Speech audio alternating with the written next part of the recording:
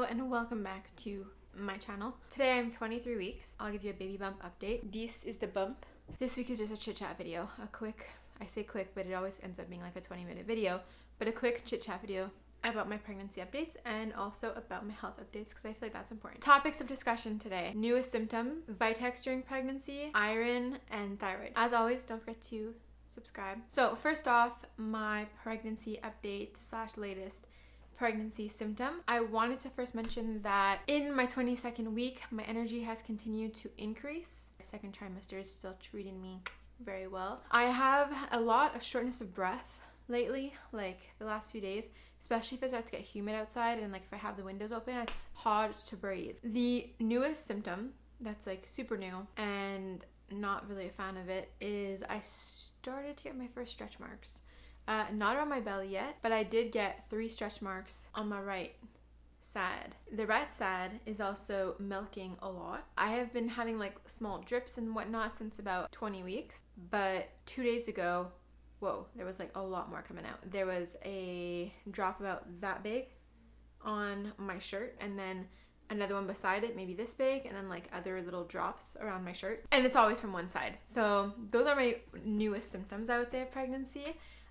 The milking part, the part of the dripping, that doesn't really bother me. I'm kind of proud of that. I'm like, I think I'll be able to breastfeed. So I'm kind of proud of that one. The stretch marks, maybe a little less happy about that because I wasn't expecting them, especially where they are. But it's all good. It's all good, and it's worth it for the baby. And honestly, probably hardly noticeable. Like, I noticed them and I was like, maybe it's not stretch marks. Maybe it's something else. And then I was like, well, we'll just wait and see. And then a few days later, I was like, no, they're still there, and I definitely think they're stretch marks because they're like very red. Also like a bit of itching on the left one, so I think I might start getting stretch marks there as well. So I'm actually about to go edit this video, but I realized that I forgot to mention 2 other pregnancy symptoms that I experienced or started experiencing last week. One, I think I'm experiencing indigestion.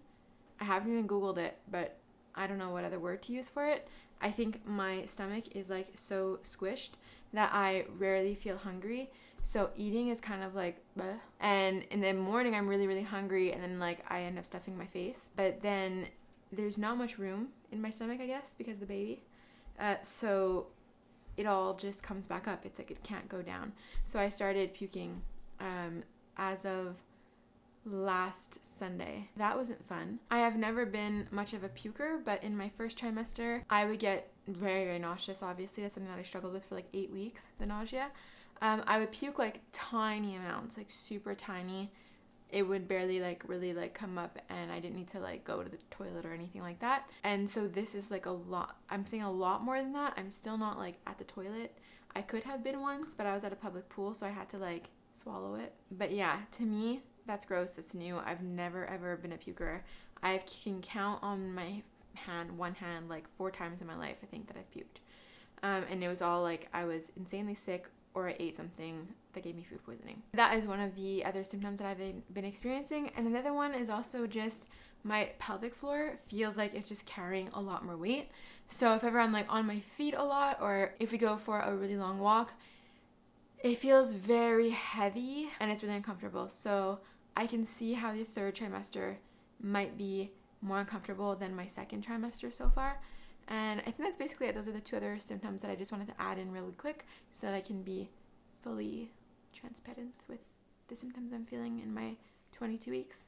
Okay, so that is the pregnancy update. There's not that much. 2nd trimester, everything's kind of like the same. You have more energy, you're feeling good, blah, blah, blah. In terms of health update, first of all, I want to talk about vitex because I never gave a proper vitex update, so I thought this was the perfect opportunity. I have actually gotten comments in my last videos about my experience taking vitex, if I took it while pregnant, that kind of stuff. She keeps kicking my bladder. Whew.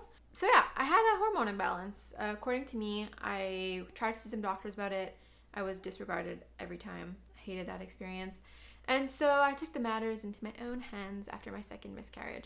So what did I do? 1, I took vitex for 3 months, I believe. And then I also started eating meat again for the first time in 7 years. So those are the 2 things that I think coupled really kind of got me on a good path to be able to hold the baby and start regulating my hormone levels and whatnot. I started taking Vitex in December after I miscarried, and then in the first couple of months I saw improvements. Now, for some reason, I lost my folder with all of my charts for like the last 2 years, which I'm very sad about. I don't know where I put it. It must be somewhere in the house, but I can't find it. But my spotting did go down significantly. In the first month, I don't remember exactly how many days my spotting was. In the second month, it was only 3 days, and I also ovulated earlier in my cycle than usual because I was ovulating on day 17. The second cycle, I ovulated day 13. So my ovulation started coming earlier, more like at a normal time, I would say, so I would have less long cycles, and my spotting started to shorten. By my second month of taking it, like I said, I was down from 5 to 7 days of spotting to only 3 days of spotting. In my third cycle of taking it, I ended up getting pregnant, so I had no spotting, which was amazing to me. No spotting whatsoever until 5 weeks into pregnancy, and even then it wasn't like a brown spotting, which I've talked about before. It's very controversial, but it wasn't brown like what I normally have. It was like a light pink, but it wasn't the spotting that I was normally experiencing. I'm so out of breath today. That's kind of like a little gist on my experience with Vitex. Now, what I did with the Vitex in terms of taking it while pregnant, I did not consult anybody about taking the Vitex, and I'm happy I didn't because I just went like very intuitively with it. In my head, if that's what was balancing my hormones, I couldn't just like cut it one shot because then my hormones would get all messed up again and I could probably miscarry. What I did once I found out I was pregnant at, I think it was about a little over 3 weeks, is I started to wean off of it slowly. My intentions were to wean off of it over the whole first trimester, but instead what I did was that by the 5th or 6th week, I was noticing that the days I wasn't taking the Vitex, my boobs weren't hurting as much, and the days that I was taking it, my boobs are hurting. And I think that it has something to do with like the lactating hormone and everything. So I decided to like wean off earlier, or like to get off completely before my 12-week mark, and I actually was completely off it by 6 weeks. That's what I did. Worked for me. Baby's still here. I'm healthy. Baby's healthy.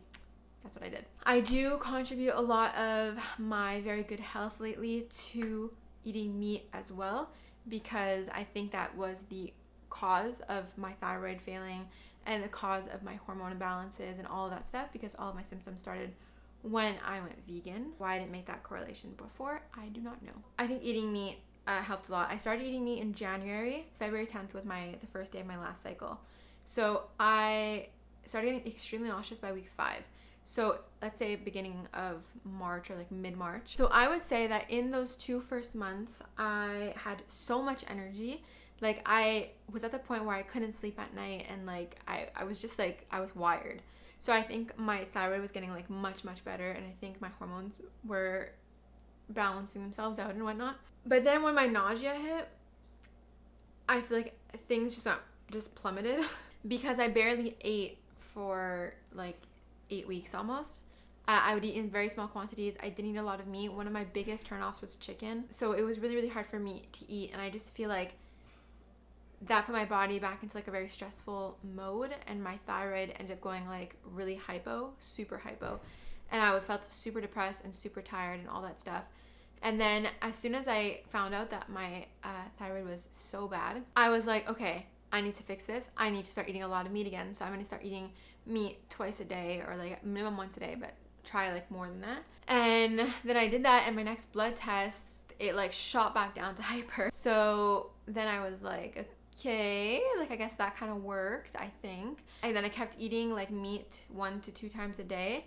And then I did my blood tests again. They lowered my dose so that I wouldn't like go too hyper.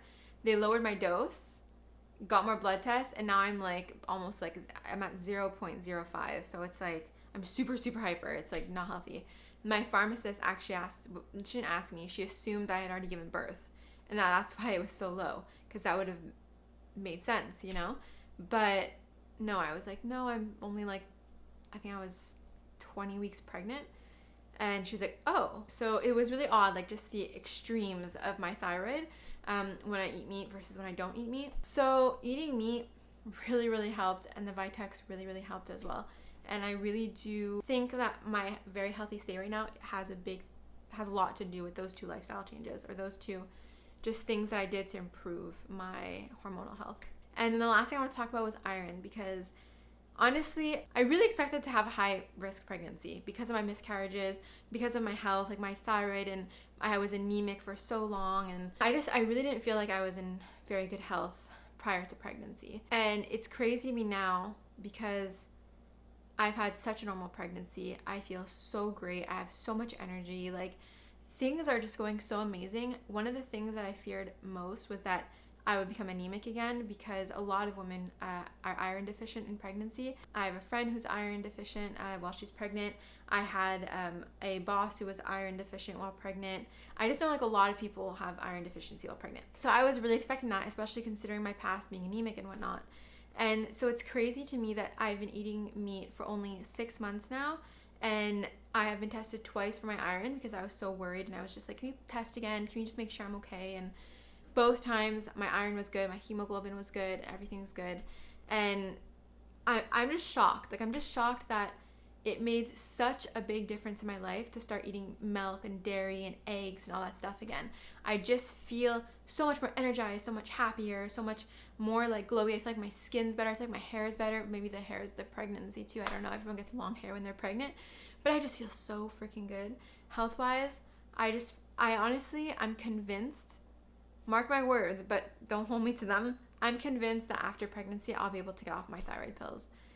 With the way things are going and how hyperthyroid I am now, it doesn't even make sense for me to be on medication, in my opinion. But obviously, you don't want to just like ditch medication completely, especially while pregnant, you know? So, but yeah, I just have a feeling that after pregnancy, it is going to regulate itself.